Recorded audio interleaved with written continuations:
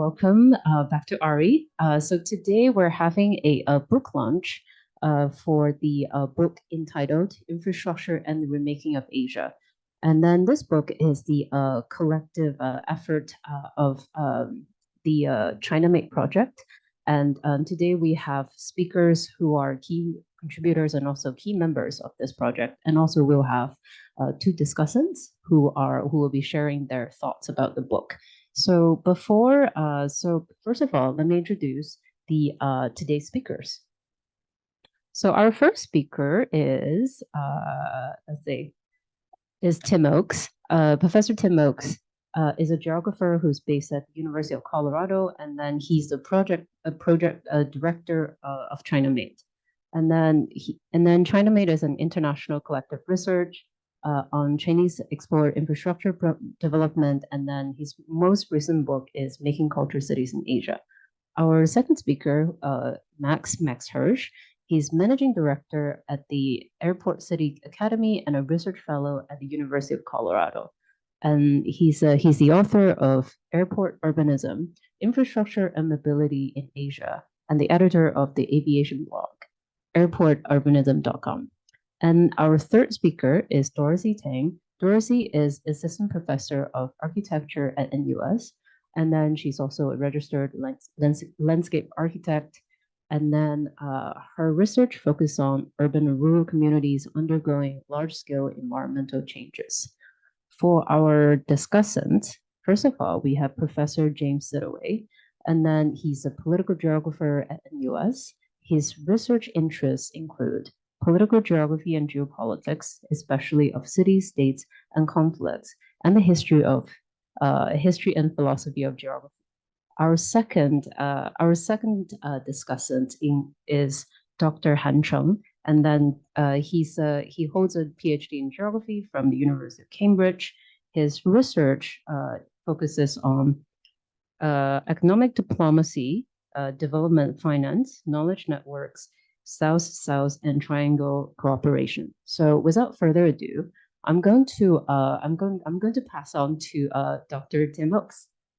I'm not going to say a lot. I'm going to hand things over to Max very quickly, but I just wanted to first thank Ari, and I want to particularly thank the Ari staff for making this possible and making this happen. And I know it's always very busy at Ari. There's always a lot going on, and so we're always extremely appreciative when they make room for interlopers like us to come in and hold an event like this. So we're really appreciative of Ari for supporting this book launch and supporting the ChinaMade project more broadly. ChinaMade, as Yang mentioned, is a kind of an international research collective that we started in 2018, based at the University of Colorado Boulder at the Center for Asian Studies, but also in partnership with Hong Kong University, with the University of Toronto, and with Ari as well. We've had 4 workshops over the years, one in Hong Kong, one here, virtually here in Singapore, which Ari supported with their amazing expertise. But that workshop was all online.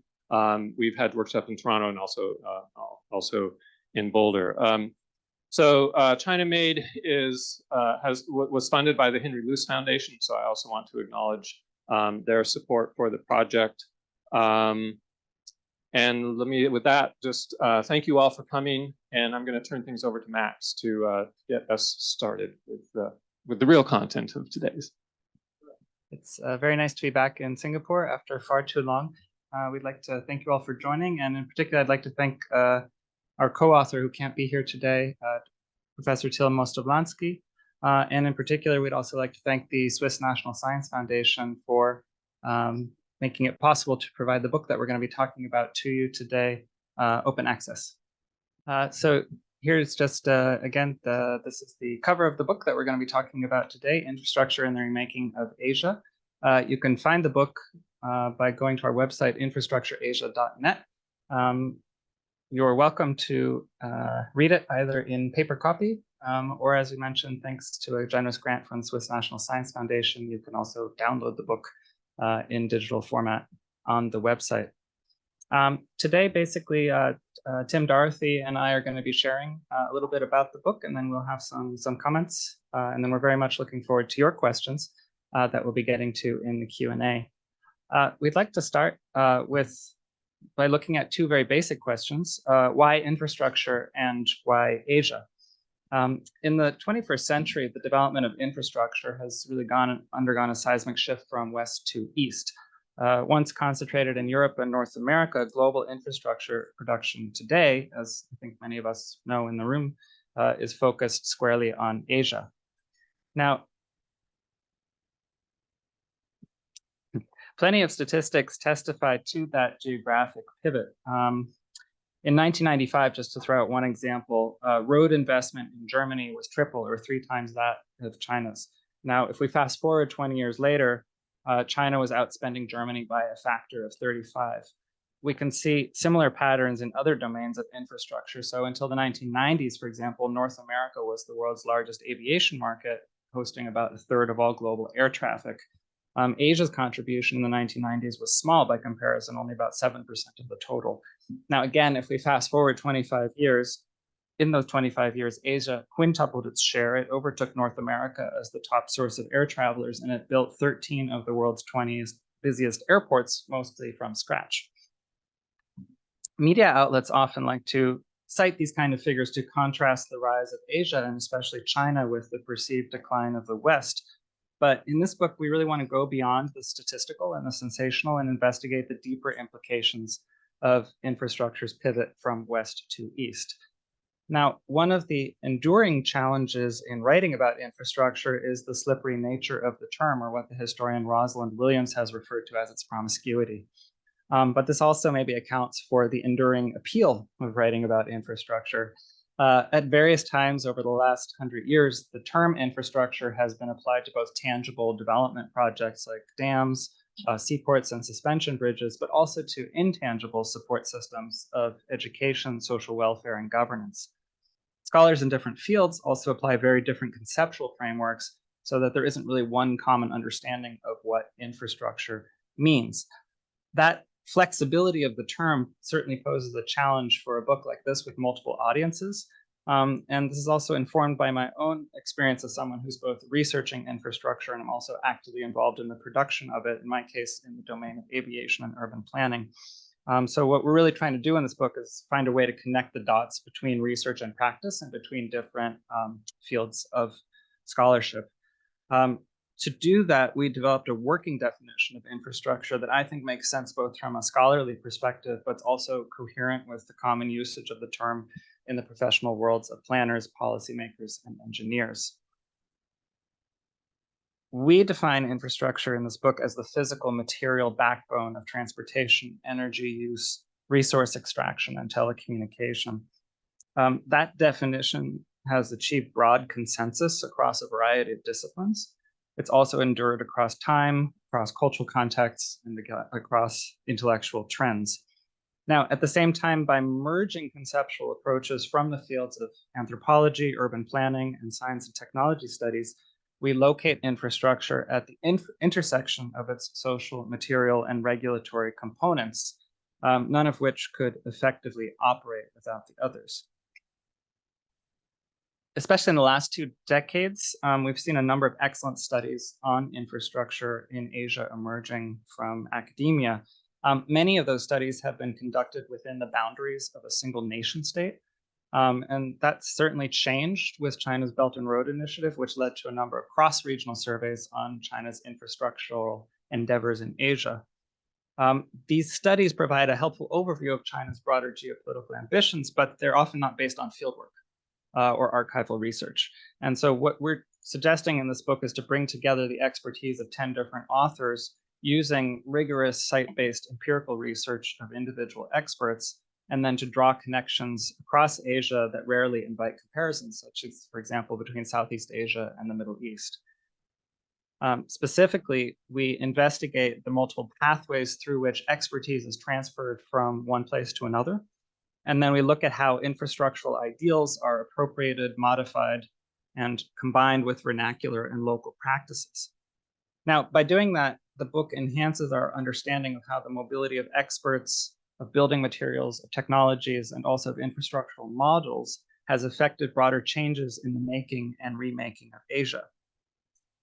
This framework allows us to look at the social dimensions of infrastructural development by situating the role of experts and expert knowledge in relation to infrastructure's modification by end users. So some of the questions we ask are, how are infrastructure networks envisioned by those who design and finance them?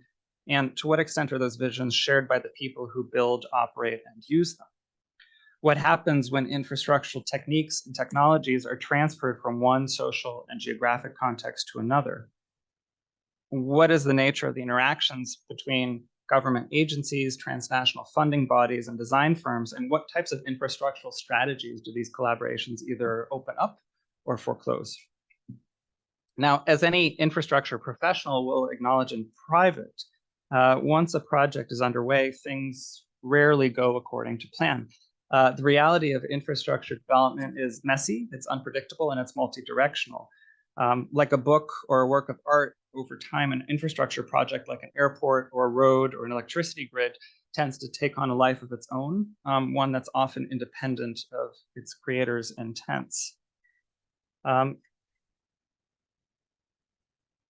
So we, in this book, also suggest to focus on infrastructure's agency. And one reason we do that is, I think a lot of scholarship thinks of infrastructure as the physical outcome of specific political agendas and economic ideologies. But we thought, let's think outside the box. What if we begin with the idea that infrastructure has an agency and autonomy of its own that can directly influence political outcomes, can influence social attitudes and cultural practices and ideological positions? Again, this is based on my own personal experience as kind of a hybrid researcher, but also practitioner consultant. With that in mind, the chapters in the book investigate how infrastructures produce new urban forms, new ways of living, and new modes of thinking that often diverge significantly from the outcomes that were intended at the beginning. Our authors look at infrastructure both from above, as perceived by decision makers, and also from below, as experienced by employees and everyday users. Now, to connect these different actors and to draw connections between infrastructure, social, and physical dimensions, we rely on the concept of scale. Scholars in the humanities and social sciences often use scale to explain how humans rely on levels, layers, hierarchies, and sizes to organize and make sense of the world around them. They imagine connectivity between different scales as grounded in materiality, as defined by territoriality or organized along networks. In the book, these three different approaches, so materiality, territoriality, networks, serve to organize the chapters in the way in which our authors analyze the dimensions of infrastructure from very different disciplinary standpoints. At the same time, there are kind of three overarching themes that run to varying degrees through the 10 chapters. On the one hand, climate change, second, digitalization, and third, China's emergence as a superpower. These themes run through chapters on transport, energy, telecommunication, and resource extraction projects in China, the Middle East, and Central and Southeast Asia. Our authors focus on a broad range of geographic locations and interconnections from the perspective of 6 different academic fields: anthropology, geography, history, science and technology studies, landscape architecture, and urban planning. To give you a flavor of that, I thought it might be fun to sort of look at each of those chapters very briefly. And then we're very lucky today to have 2 of the authors of those chapters here today, and they're going to be talking 3 of the authors in the room today to talk a little bit more about their own contributions. So the first essay looks at how China became a geological force in the Arctic by Mia Bennett, a geographer at the University of Washington in Seattle. China is the world's largest consumer of commodities and the largest emitter of greenhouse gases. It's also rapidly expanding its infrastructure in the Arctic. And what Mia does is she identifies these infrastructure investments as a driver of Arctic climate change and argues that China has effectively become a geological agent capable of altering the Earth's physical structure. She offers a sophisticated insight into how national economic policies, in this case, capitalism with Chinese characteristics, can affect global ecological transformations. 𝗔𝗕𝗦𝗧𝗥𝗔𝗖𝗧 charts the rise of Turkish power ships as floating provisional energy infrastructure. These offshore power plants attach themselves to national grids and they supply cheap supplementary electricity. Through these power ships, Turkey, much like China in the Arctic, is trying to assert itself across a vastly enlarged, loosely defined Asian domain. Andrew Toland, landscape architect, investigates the man-made underground caverns that enabled Singapore to become one of the world's largest oil refining and trading hubs. Limited land supply impelled policymakers to conceptualize Singapore's subsurface as a new frontier for development. And Andrew uses this, what he calls petroleumscaping, to illuminate the remaking of Singapore from a city-state anxious about its lack of land and natural resources to a country in which both can be artificially constructed. Now, staying in Singapore, Hallam Stevens, who until very recently was at NTU and is now at working in Townsville in Australia, Hallam investigates Teleview, a video text system that operated in Singapore in the 1980s and 90s. I'm just curious, does anyone remember Teleview? Thank you, Jackie. Hallam examines the state's vision for Teleview and how the system was received by its users, but he also uses emerging digital technologies to explore what kind of society Singaporean leaders hope to build through that networked online interaction. Anto Mosen situates Indonesian electrification projects as an effort to solidify the country's territorial integrity. He claims that electricity infrastructure suffers from a center bias, not only because the government prioritizes urban areas, but also because of the country's archipelagic geography. Despite efforts to centralize energy and also to centralize energy governance through a national grid, he reveals that many border regions remain dependent on local and often transborder electricity solutions. Similarly, Dorothy, who I'd like to maybe invite to come up, Dorothy Tang turns to Hong Kong's reservoirs and aqueducts to illustrate how hydrological engineering is linked to broader concerns about colonialism, geopolitics, and territorial integrity. Dorothy focuses on Hong Kong's chronic dependence on water imports and traces the evolution of cross-border water management systems as the British colony transformed into a special administrative region of China. And I think that's a good segue to introduce our co-author, Dorothy. Okay, does this work? All right, so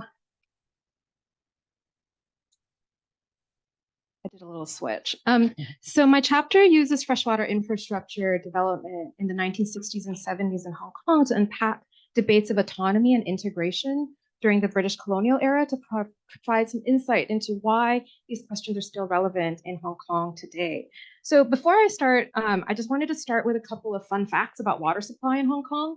First, Hong Kong still experienced water rationing until as recent as 1982, which is very, for a city state like that, you would imagine it would be much earlier. And severe water shortages continue to happen throughout the 60s and 70s, with the most severe in 63, 64, and 1967. The second fun fact about Hong Kong, and for those of you that like hiking and like to go into the country parks, is that at the time of their completion, almost every single freshwater reservoir that was built was a technological marvel. That was literally, in all of the great sort of annals of engineering, of civil engineering at that time. The last thing I wanted to emphasize is that approximately 3/4 of Hong Kong's freshwater now is purchased from Guangdong province. So moving to this map, I want to draw your attention to two reservoirs in the northeast corner of the territory, Plover Cove and High Island. So Plover Cove was completed in 1968. High Island was completed in 1978. Really great places to go hiking. And the two of them combined contain about 88% of the of the territory's water storage capacity. So this is pretty significant. And the necessity of maintaining this freshwater production system motivated legislation that limited urban development in the watersheds and the enactment of the Country Parks Ordinance in 1976. And currently 40% of the territory is designated as a country park or a conservation area. And in total, about 75% of the land is considered, in quotations, countryside. And so this is pretty, I like to make fun of Singapore and land scarcity here. After studying Hong Kong, there is definite necessity to sort of keep these landscapes free from development and huge motivation behind it. And you could sort of imagine that this has to do with the geopolitics behind what happened in Hong Kong and between Britain and China. So what I do in this chapter is that I argue this, I think I skipped a slide. Yeah, there we go. So what I do in this chapter is I argue that this notion of a barren rock, which is often used to describe Hong Kong, is actually the co-production of landscape and security. So freshwater infrastructure in Hong Kong is rooted in scarcity, its landscape, its steep topography is represented as the underlying reason for scarcity, whether it's land, resources, and especially water. And the idiom of a barren rock refers to how early British colonists view the natural landscape of Hong Kong, and it has since become a metaphor for the outstanding obstacles that Hong Kong has supposedly overcome since then. So the water emergencies of 63 and 64 and later in 67 exemplify fragile geopolitical negotiations between the British and the Chinese that contributed to significant technological innovations and major landscape transformations within the territory. And so over time, I argue that the Hong Kong government has managed a very delicate balance between maximizing local water production and dependence on imported water from the mainland, and the scales of freshwater infrastructure are adjusted and reconfigured during different times of political tension and conflict. So I'm gonna just go back to the 1963 water emergency that basically set all of this up. One example of these negotiations is the 𝗔𝗕𝗦𝗧𝗥𝗔𝗖𝗧 Reservoir. It's constructed across the border for irrigation in 1959 as part of China's Great Leap Forward. It was completed right before a major drought in 1960, and then the British colonial government tentatively reached an agreement with the Guangdong authorities to sort of import some of that water from this irrigation reservoir. In 63 and 64, Hong Kong experienced one of its most harrowing water shortages. Water rationing was the norm for about a year and a half. It included periods of unusually stringent regimes of 4 hours every 4 days. And so my parents actually have memories of filling their bathtubs during this particular period because that was for 4 hours every 4 days, that was the only time they would have running water. And even the 𝗔𝗕𝗦𝗧𝗥𝗔𝗖𝗧 Reservoir suffered from drought and could not supply water. So this is kind of a funny story. The British colonial government approached Guangdong authorities, and the Guangdong authorities were like, oh, why don't we just give you water for free? We'll put water on a tanker and ship it to Hong Kong, and it's a humanitarian crisis, and so therefore it's totally justified. The British, of course, were a little nervous about that. And so they actually insisted that they would pay for that water, that they would never take a gift from the Chinese government. And as part of this, new infrastructure was built and a new aqueduct was proposed by the British government to connect a tributary of the Pearl River, Dongjiang, to the 𝗔𝗕𝗦𝗧𝗥𝗔𝗖𝗧 Reservoir that would in turn transfer water to Hong Kong. And so the British actually had proposed a sort of closed aqueduct using all the technologies that they used in various parts of the British Empire. And the Chinese government were like, no, we're going to build it our way. So even though the aqueduct, which was built in 1965, was completed and it imported water from China, it also concurrently, I'm going to come back to that story later. Sorry, I lost my place in my script.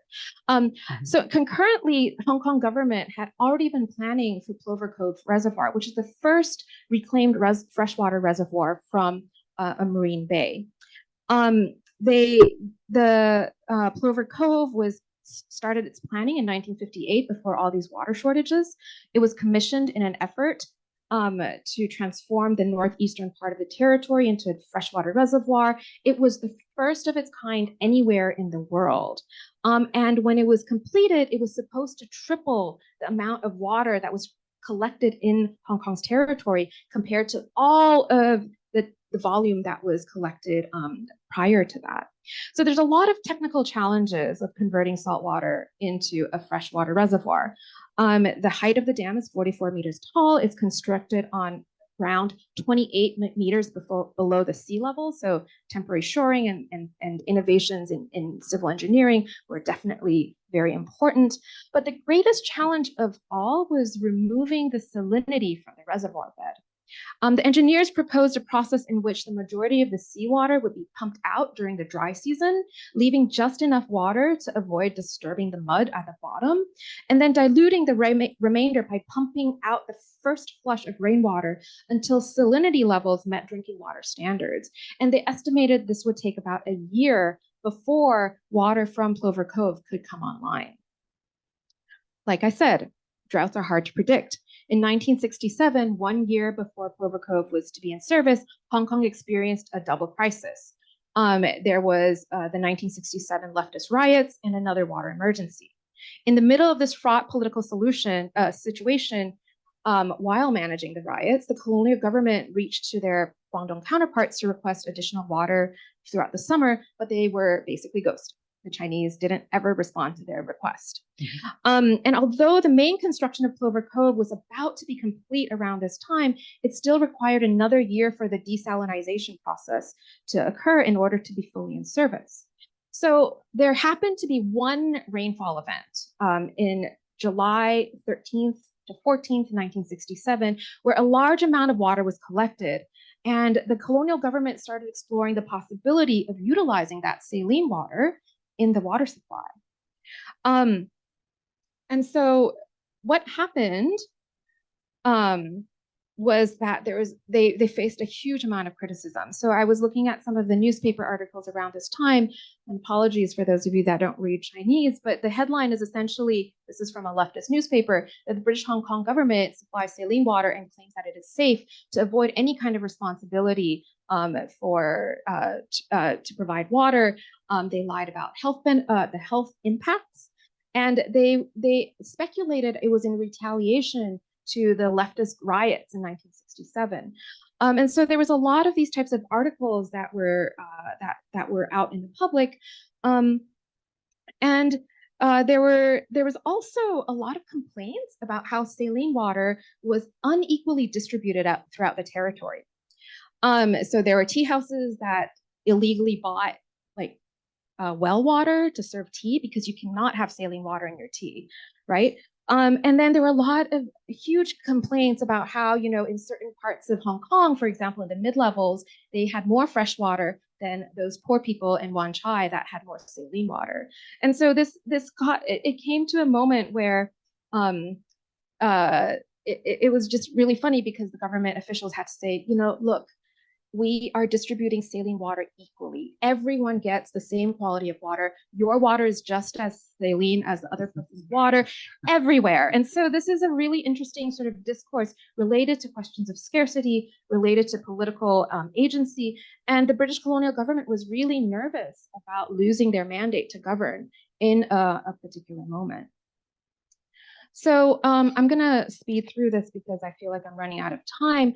As a result of this harrowing shortage and the political crisis that emerged from it, Hong Kong did two things. First of all, it decided to double down on water security. And so it built one of the largest desalination plants in the world at that time. However, it was only in operation for 2 years because of the high prices of fuel. It was, energy is expensive. And so it was shut down after 2 years, but they continued to develop these insane engineering alternatives, including the construction of a new reservoir, High Island, that was even larger than Plover Cove.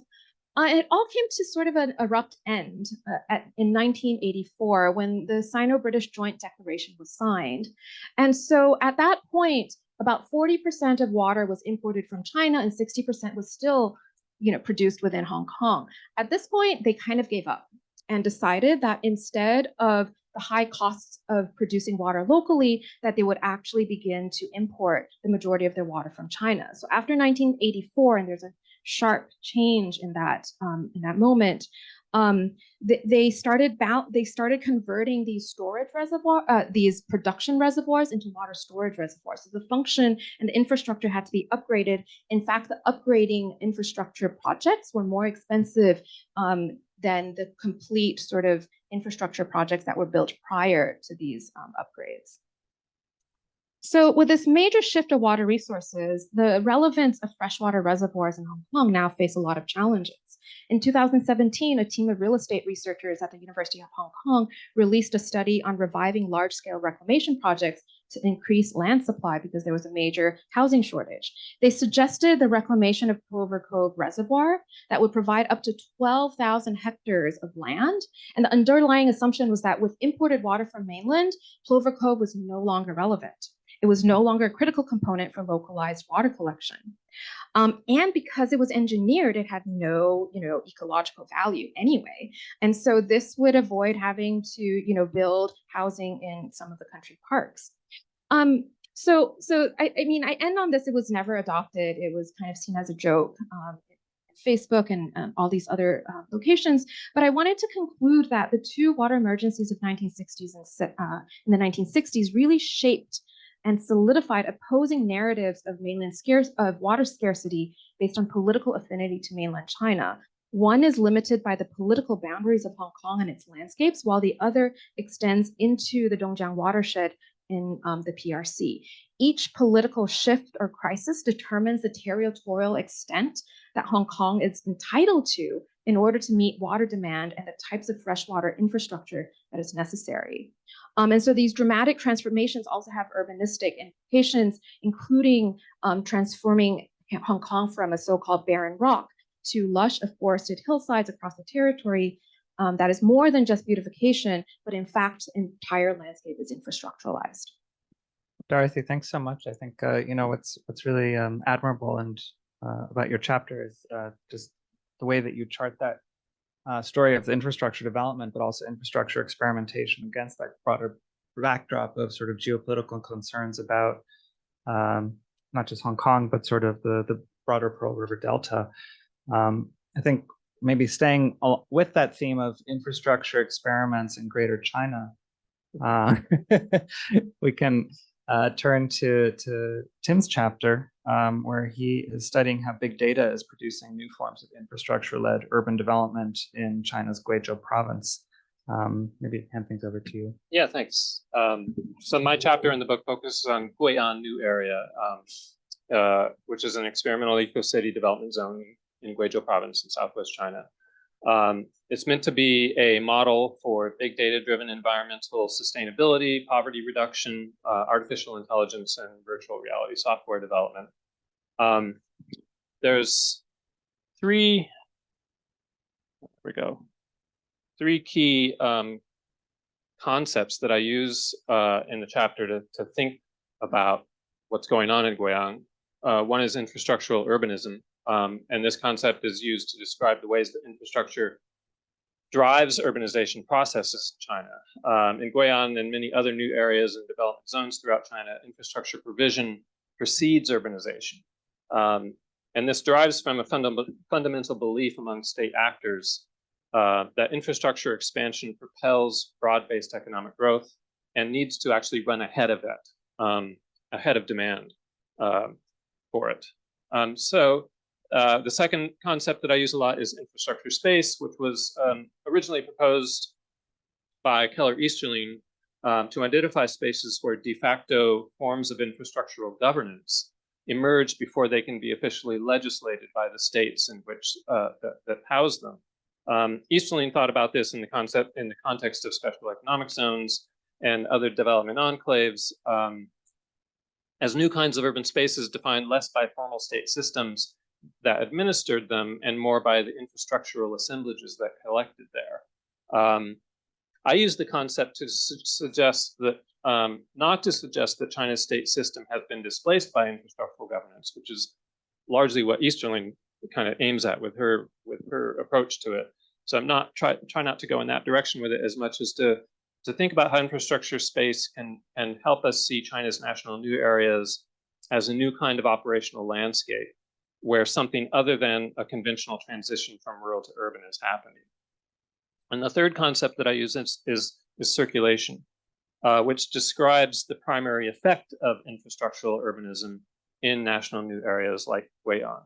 That is, and I'll talk about this a little bit more detail in a minute, if infrastructure space can be conceived as a kind of operational landscape where platforms thrive and performance criteria can be measured and evaluated, then infrastructures of circulation are necessary for those platforms to work.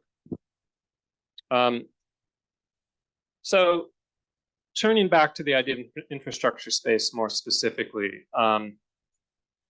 one of the ways I think about it in the chapter is a useful concept that is perhaps necessary in order to move beyond our urge to consider places like Guian as cities in the making or cities to come. Because even though Guian presents itself as a city to come, one that is a utopian potentially, or that cures all the illnesses of urbanization in China as a new kind of urban model, the reality on the ground is much more ambiguous. City, in other words, the idea of a city, of a concentrated agglomeration, or whatever else we might think of as a city, is probably not the best framework for understanding what Guian is becoming. Guian likes to think of itself actually as a different kind of city. A pastoral town is one of the terms that gets tossed around a lot. And there has been much effort invested in beautifying the few villages that remain in the area. Most of them have been demolished, and villagers are encouraged to continue those villages that remain anyway. Those villagers are encouraged to continue cultivating their fields so that the new area has an aesthetic that harmoniously blends rural and urban, with the rural looking very tidy and bucolic. But in keeping with the broader broader kind of themes of the book, we're looking at infrastructure both from the top down and bottom up. I mean, one of the things I try to do with the chapter is kind of think about these in different think about the infrastructure space both from the top down and from the bottom up, I suppose. So if we think about infrastructure space from the top down, what is it? It's a series of grids, highways, drainage systems, waterways, surveillance networks, many others. And that are laid upon the existing landscape relatively indiscriminately, which is one of the things I'm trying to capture with this Google image, of course, here. They precede any kind of settlement, but anticipate a coming urbanism, which may or may not come. The roads are pristine. Many are very well kept, in sharp contrast to the abandoned fields and demolished villages that they pass through. The grid functions something like a service platform, suggesting interchangeable spaces. But the chapter focuses in much more detail on how residents, the original inhabitants of the new area, how they live in this new space, this kind of infrastructure space that is presented as a city to come and yet is turning into something perhaps quite different. Most of those people are not really farming anymore. Even in the, much of the farmland, of course, has been occupied by roads and highways and other infrastructures, of course. But even for those villages that still have agricultural land, there's an increasingly lack of activity farming them. Most of the villagers have no interest and no need to farm that land anymore. Leadership in one of the villages that I was doing my research in was actually engaged in trying to convince residents of the village to continue farming for that aesthetic purpose. And the campaign was that, oh, it's good for your health. You should be farming because it's good for your health. And in some ways, that was an interesting perspective for them to take because it's a national new area, compensation packages for villagers were very, very generous. And villagers were taking those compensation packages and not necessarily doing very healthy things with them.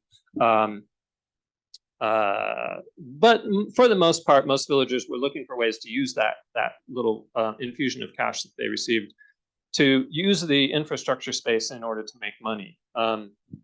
And so there was a lot of developments that were quite entrepreneurial, lots of roadside attractions. So this is the way that the grid also functioned as a way to attract investment for, residents who were already there to build little entrepreneurial ventures along the roadsides, little shopping malls or restaurants or little theme parks. Well, some were playing off the digital big data theme of the new area more generally, building like virtual reality theme parks and these kinds of things. But most of these failed right away, failed very quickly. And so part of what the landscape looked like was this collection of failed entrepreneurial projects that had popped up like little sprouts along these fancy highways, and then died very, very quickly. And so I spent some time in the chapter discussing some of those. Other villagers were trying to rent out their houses or their relocation houses so that they themselves could move to an actual city where there were actually more actual economic opportunities.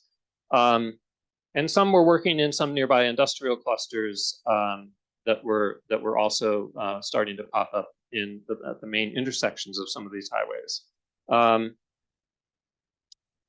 Many, however, had joined the broad class of service labor throughout the new area, groundskeepers for the college campuses in the new university town, food cart operators for students on those campuses, service staff at hotels and resorts, and so on. That was, I've been particularly interested in the role that, as I mentioned before, circulation has played in this as a new way of thinking about everyday life in the new area, because the grid has really been about enabling circulation more than anything else. Life is now dominated by mobility in ways that it hadn't been before. And I think of circulation as a key to understanding 𝗔𝗕𝗦𝗧𝗥𝗔𝗖𝗧 as an infrastructure space. With dealing with questions like how has the infrastructure grid shaped life around new patterns of circulation, and how has it necessitated that residents circulate in order to survive in this new space. So moving away from thinking about 𝗔𝗕𝗦𝗧𝗥𝗔𝗖𝗧 as a city to come, as a space of transition from rural to urban, and more as a new kind of space altogether, neither rural nor urban, but something beyond the urban, has really been where a lot of this work has been taking me. In this sense, infrastructure spaces like 𝗔𝗕𝗦𝗧𝗥𝗔𝗖𝗧 seem to be pointing toward a future of life beyond the urban, or at least the urban as we know it. Understanding that begins with infrastructure and involves a kind of infrastructural thinking, which is something that we've talked about a lot with the China Made project more broadly, in which our analysis is framed by the infrastructures themselves, rather than the policy pronouncements, for example, that those infrastructures are aimed at fulfilling, for example.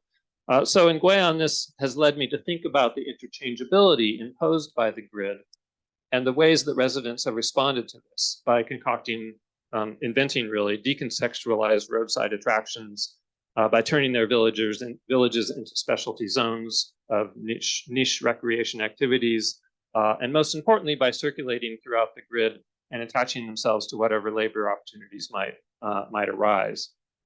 Infrastructures, after all, are fundamentally relational structures.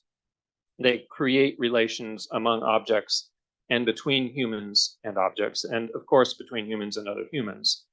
In 𝗔𝗕𝗦𝗧𝗥𝗔𝗖𝗧, those relations help us understand how residents remain in a suspended state of precarity, how by necessitating their attachment to these infrastructures and circulating becomes really the only viable way of surviving in this new space. So just to wrap those ideas up, thinking infrastructurally about urbanization in China does a couple things. First, it decenters the city as the endpoint of the urbanization process. And 𝗔𝗕𝗦𝗧𝗥𝗔𝗖𝗧 has been an experimental site for kind of thinking about what that might look like. And second, it suggests that policy objectives of creating an experimental zone like 𝗔𝗕𝗦𝗧𝗥𝗔𝗖𝗧, for example, might not tell us as much about what is actually happening in those spaces.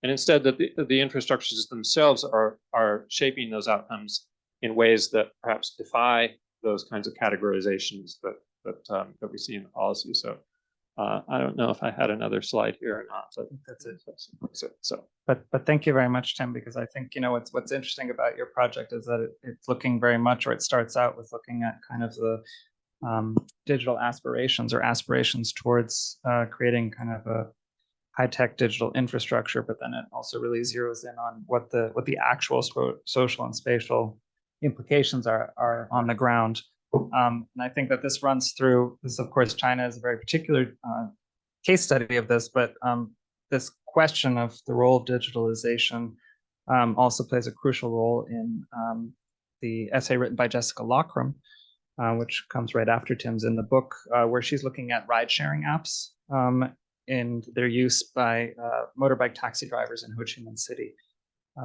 She argues that drivers play an integral role in keeping the city moving, providing transportation to residents, sharing information with visitors, and also enhancing public safety.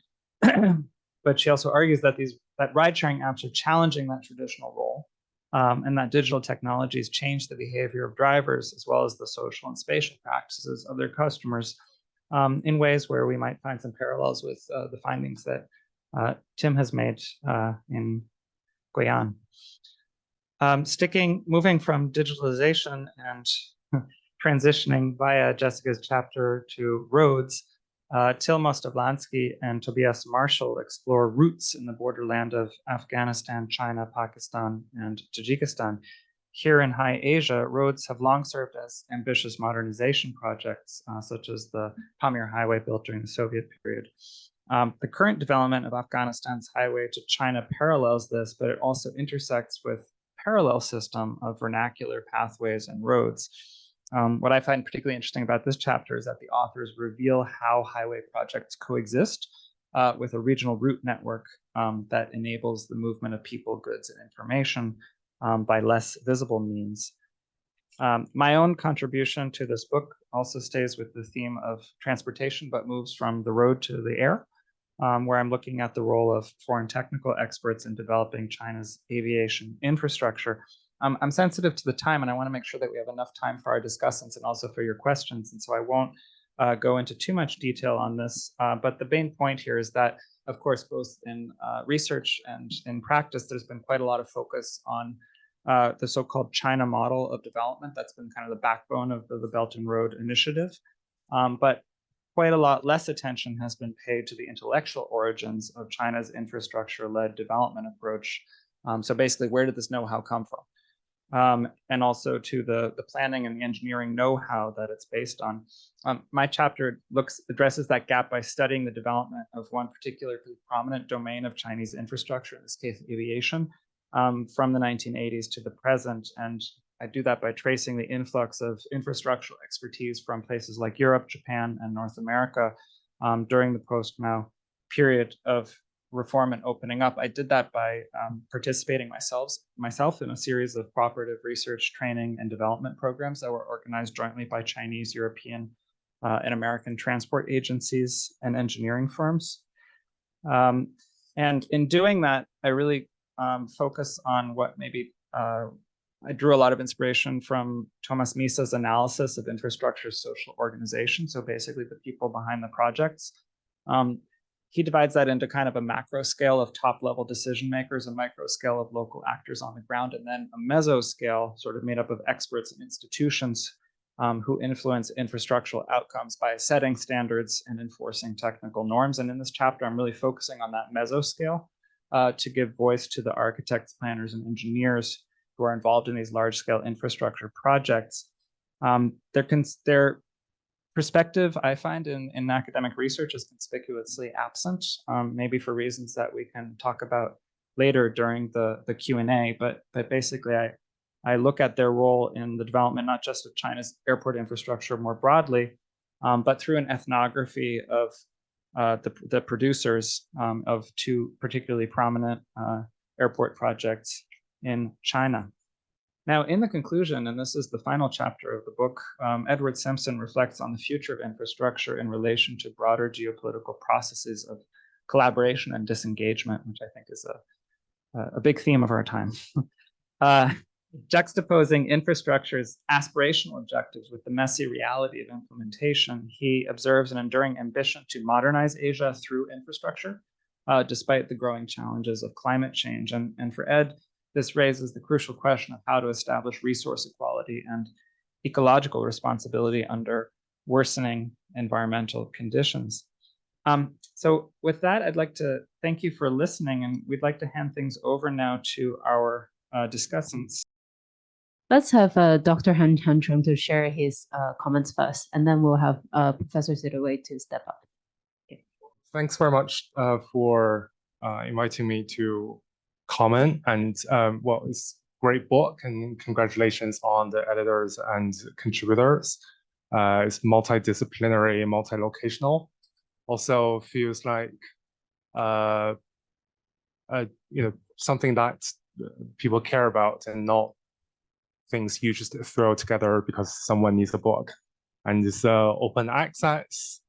There are a lot of them out there, and right press for the right topic, and research really coming from the field and conducted in the archive. And so really congratulations on that. But also for me as a China geographer and Chinese geographer, like reading Tim's work is really refreshing, in a sense that I'm sure many of you know Tim's work, and being committed to area, to a region, 3 decades now, but still constantly coming out with insights for the systematic geography, if we still use that binary. So I think that's kind of the real ideal typical geographer that we constantly get inspired by. I think I'm gonna make 3 comments and be brief. First, I think some of the chapters, I think all of them highlight the importance of attending to the geohistorical trajectories when looking at infrastructure, and especially Dorothy's work, looking at the colonial, imperial layers of infrastructure that Chinese or whatever Asian other actors, they don't come from nowhere. But also I think of this especially in relation to the infrastructure-led development literature that has been very popular in recent years, and some of it I find slightly ahistorical. And of course, social scientists try to position ILD as a historically or geographically specific phenomenon, but as a Chinese growing up in Manchuria, what Japanese did in the imperial time in the 1920s and 30s, that for me was infrastructure-led development. And I also work with the Max Planck Institute for the History of Science, and look at the German occupation in the late 19th century and early 20th century in Qingdao. And if you still look at the graphics of the sewage pipeline that Germans built and continue to be used, and that's I think that's something that needs to be more reflected in the current day research. The second element is inter-Asian connectivities, and that's really highlighted in Marx's chapter, but also other chapters in terms of the circulation of knowledge and expertise. That also speaks to my own work, looking at the China-Africa cooperation, also China's domestic production of knowledge and expertise on international development. And you see the Chinese scholars, experts spending the past decades drawing ideas from everywhere, really. And what we currently know as the Chinese way of resource-backed infrastructure loan that is commonly used as a modality in the China-Africa foreign aid relations, really that was what Japanese did in introduced to China in the 1980s, 70s and 80s. And so now China has a different positionality, but we see this it's also historical, but also I think having implications for us to think about what is Chineseness, the Chineseness about China model, or the broader methodological nationalism behind the debate. And the third, potentially a provocation, but just something to think about in terms of the vertical scale of the book title, Infrastructure and the Remaking of Asia, because it seems like Asia here is largely taken as a empirical background or a backcloth. But I just wonder if or how, if so, infrastructure provides a lens to think about the rescaling of Asia as a region during the process or as a result of this infrastructural assemblages that are coming together. Because from the 1980s and 90s, we have Bruce Cummings writing about the Rim speak, and it was the Pacific Rim era, and part of this global circulation of capital and kind of post-colonial attention to this, a new center for power and wealth. And now seems like this is a Indo-Pacific era, but what do these narratives do? And what is, I mean, ontology is a big word, but, you know, or when is Asia, as per Anaya Rai? And so that's my brief thoughts, and just leaving the ground for more brilliant intellect. Say it away. All right, thank you very much, Han, for sharing your insights. Now let's have Professor 𝗔𝗕𝗦𝗧𝗥𝗔𝗖𝗧 to step up to share his thoughts. Welcome here to ARI this afternoon. We have our own infrastructure here at NUS, and I was able to get a copy printed and bound. It's quite easy to do that here at NUS. There's a little facility. So I was able to carry the book with me on my travels. I like the technology of paper. I'm very attached to this technology. It's very durable. Yeah. It doesn't depend on electricity. It's easy to annotate. It's portable. And it's a technology I recommend. So I arranged to have the book printed. Just in Newtown, there's a facility, if you search it out, that will print books for individual study, rather than rely simply on the online file, which you can all access and should be accessing now. So the book has traveled with me for some weeks. And I suppose I would start with a kind of reflection on reading strategies, because to read a paper book and to annotate a paper book is a little bit different, I think, to reading a book on a screen. And so to print it and move the book with me, and I think I'd start with a kind of reflection on reading strategies and how where you read a book is part of how you read a book. So this photograph outside my window, you may recognize the haze. Anyone in Beijing? I hope the weather has improved. This was taken on Monday morning in Beijing, near Peking University, for a very fine conference on China urban. But the book has traveled with me more widely. This is the economy class, Singapore Air flights up to Beijing on Saturday, last weekend.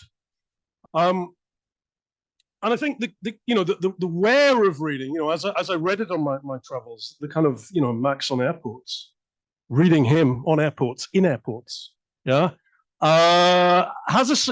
a certain kind of quality to the reading, and I recommend always thinking about where you're reading as part of how you're reading.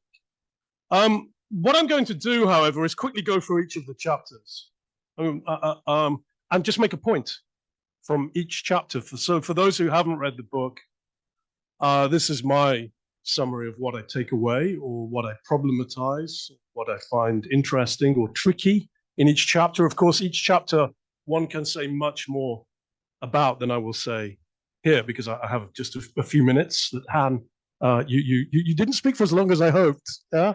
But we can all leave or move to Q&A sooner rather than later. So I'll just say a few words about each of the chapters and something that I take away from each chapter, and then I think I can stop after that and be excused. Yeah. So first, Mia Bennett. Sorry, this is on my Swiss Air flight back from Zurich. Those of you who were in Zurich earlier last month at the Planetary Urbanization Extended Urbanization Conference with Christian Schmid and others. This one I did get an upgrade, so the book was upgraded with me on Swiss overnight flight. This is the route. Yeah. So starting with Mia Bennett. I mean, Mia comes at the start, and of course, Mia's work is always immensely readable. If you haven't read Mia Bennett more widely, go and check out her writing. She's done, for example, work on thinking about Belt and Road from space, remote sensing, so nighttime illumination of the planet as a way to kind of trace the kind of meta geographies of Belt and Road. You can see certain things from space. Yeah, one of them apparently is Belt and Road, according to Mia. Yeah, so I mean, dig into her work. This chapter, though, rise of the Sinocene, seems to have acquired quite a lot in translation. It's always said, things are lost in translation. O mar salgado, quanto sal são lágrimas de Portugal. Pessoa's, famous poem is not quite the same in English. Oh, salty sea, how much of your salt are the tears of Portugal? We lose things in translation. But this chapter has gained something in translation because Mia's original chapter was written in French. Les Nouvelles Routes de la Soie, in a book on the New Silk Roads. Yeah. And her chapter translates originally as Ice, Smoke and Mirrors, Chinese geoengineering of the Polar Silk Road. So it was quite a specific chapter in the original French, and it's been definitely translated back into English. I'm not sure which language she wrote it in originally, but in so doing, it's acquired this grand title, The Rise of the Sinocene. Have I got that right? Sinocene? Yeah. So it's a play on Sinosphere. Anthropocene becomes Sinocene. Now, I think my critique there would be, obviously it's a wonderful title and you have to read it. And it's a very inviting framing to the book.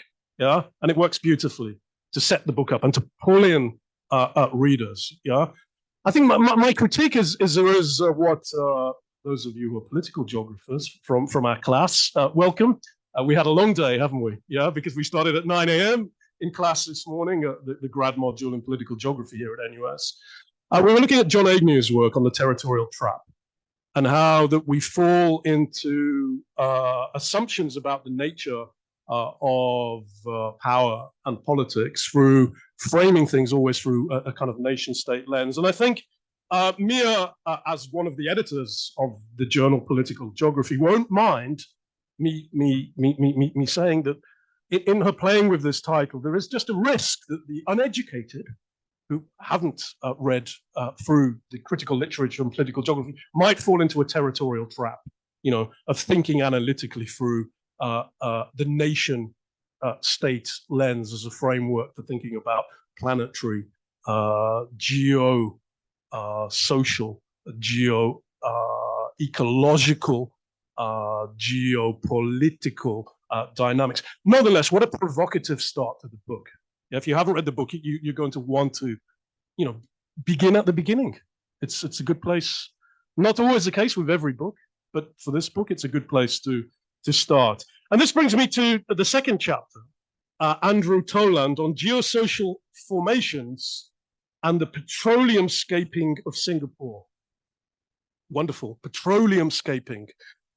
Those of you who care to leave the room and look out of the window will see Chemical Island. We'll see the largest petrochemical complex in Asia, east of Arabia. Yeah, just a few kilometers away. Difficult place to visit. Yeah.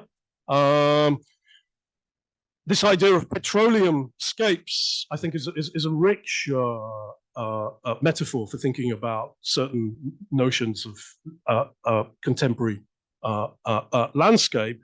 The question that the chapter on geosocial formations, petroleum scaping of Singapore, poses is around this concept of political geology. I mean, we have political, he's gone now. We have famous political ecologists in the room, but the idea of kind of political geology, of thinking through, yeah, the politicization of the geological. And this, of course, leads us into the literatures on petrocapitalism.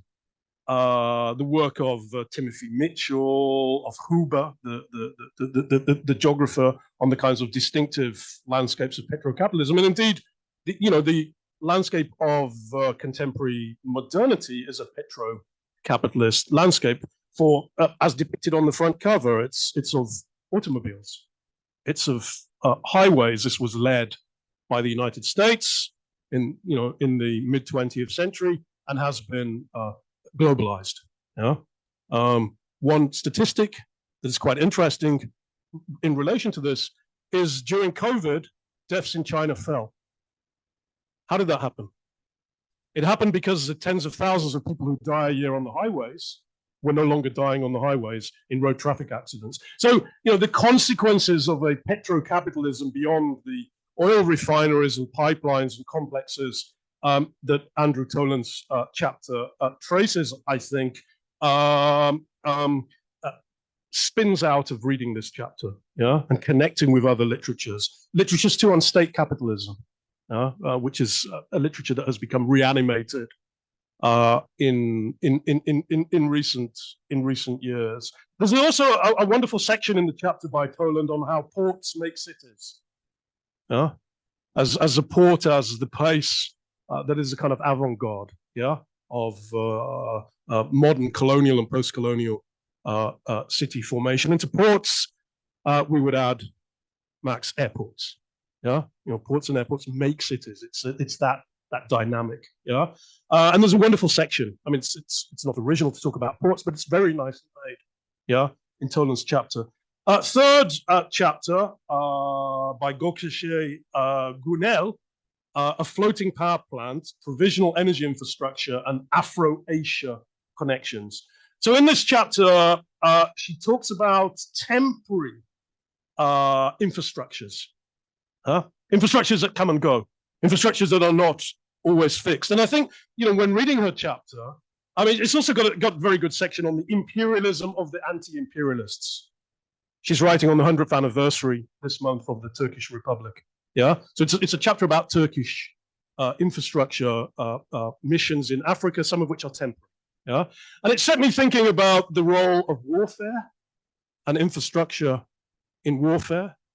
I think I don't have to labor the point at the moment, but it also set me thinking about other temporary infrastructures and the scale of how they come and go. The one that interests me, and I've started a research project on, not focused on the event itself, but focused more on the wider provision of infrastructure in the city, is a city that is in that direction. Which direction? No, that direction. Yeah, yeah. You know the city? Okay, you'll figure it out. You'll figure it out in a few minutes. I'm thinking of Hajj, yeah, which the Saudis are going to expand.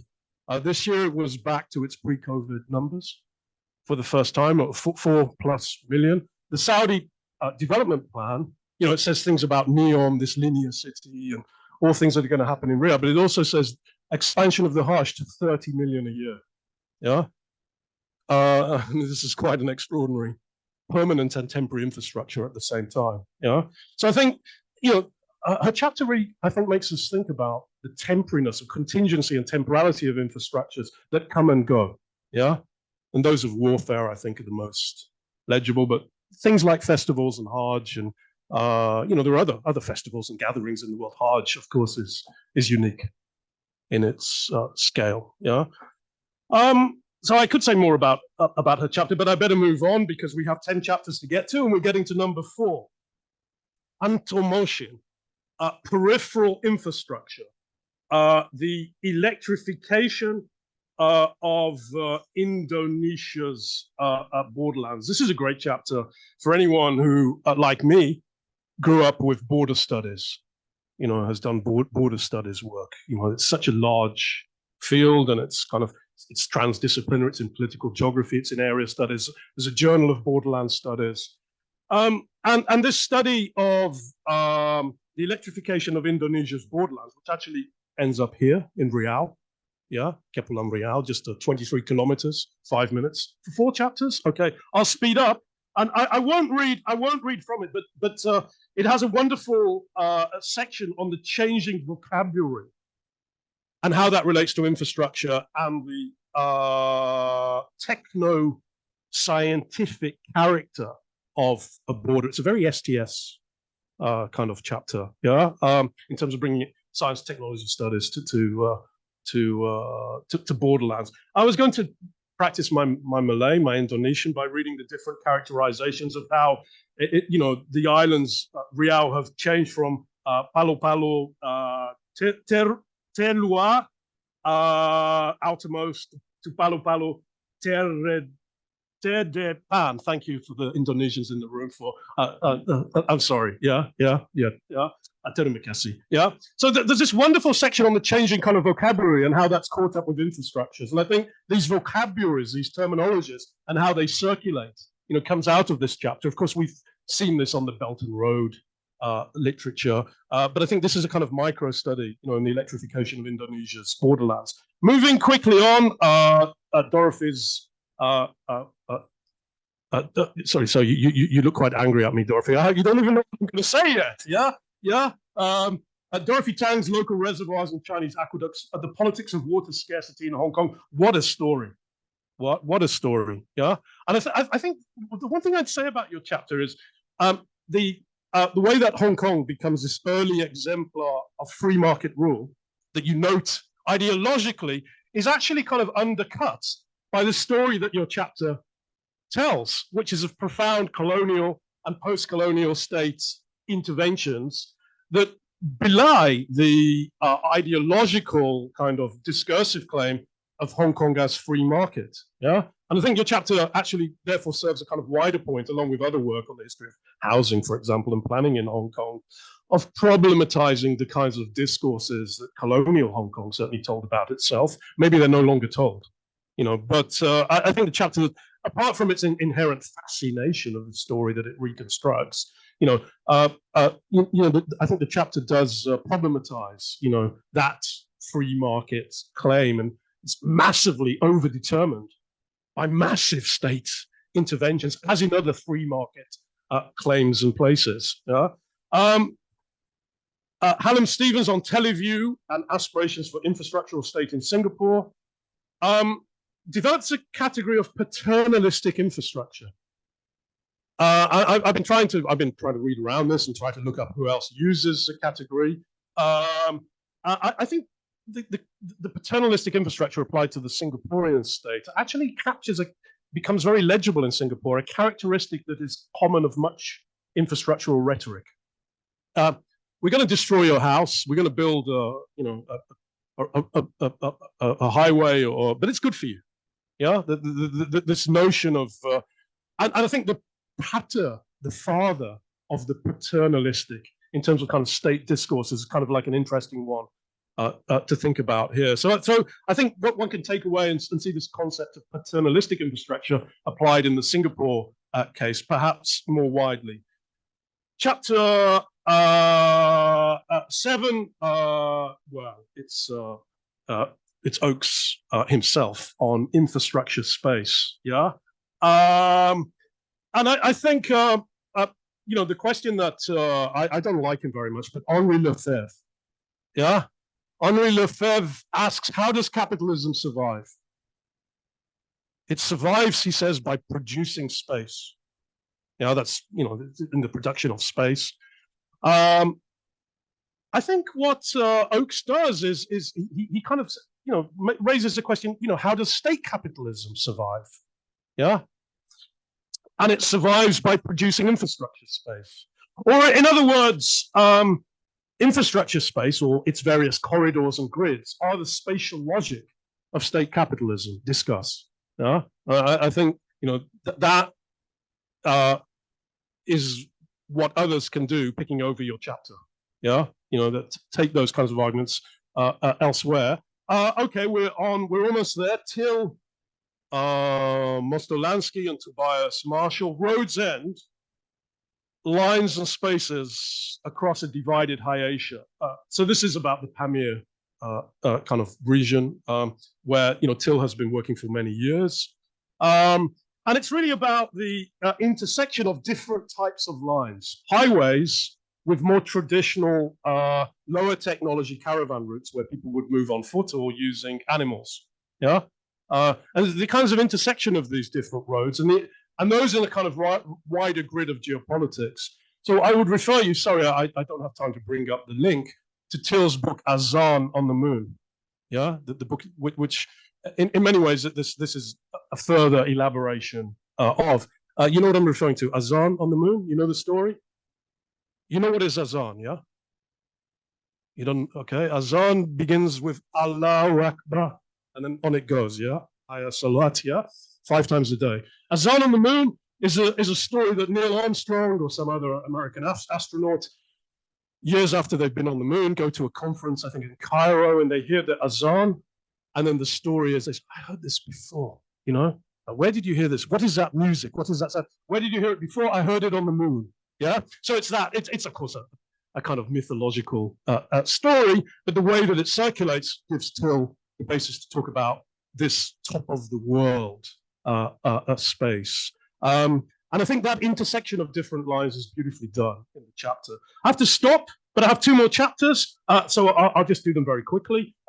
Jessica Loughran's motorbike, taxi drivers, rideshare apps, and the modern streetscape in Vietnam is really about the Uberization of streetscape, or platformization, because it's Uber and Grab, yeah, of streetscape. And what she argues is that this platformization, this Uberization or Grabization, fosters the state crafting of streetscape.